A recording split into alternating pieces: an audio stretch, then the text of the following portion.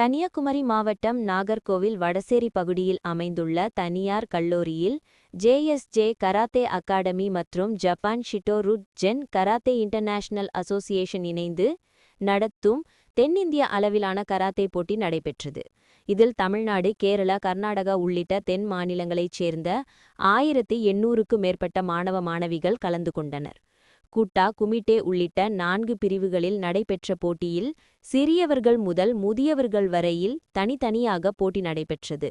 இதில் வெற்றி பெறும் வீரர்கள் வரும் 2026ஆம் ஆண்டு தேசிய அளவில் நடைபெறும் போட்டியில் கலந்து கொள்ளும் தகுதி பெறுவார்கள் என இதன் ஒருங்கிணைப்பாளர் தெரிவித்தார்.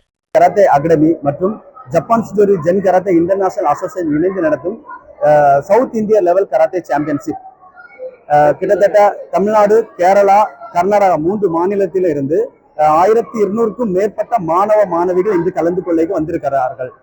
இது 2வது தடவையாட்டு நாங்கள் நடத்தக்கூடிய இந்த போட்டி. இதுல வெற்றி பெறக்கூடிய முதல் பரிசு பெறக்கூடிய மாணவ மாணவிகள் 2026 மே மாசம் டெல்லியில நடைபெறக்கூடிய அகில இந்திய கராத்தே போட்டிக்கு நுழைவாக அவங்க செலக்ட் ஆகுறாங்க.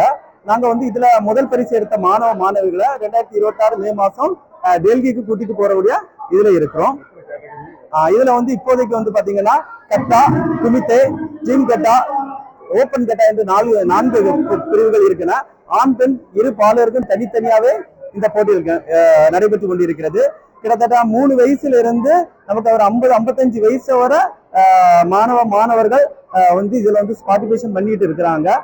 கராத்தேல ஏஜ் லிமிட்டட் கிடையாது, எந்த வயசுனாலும் படிக்கலாம்.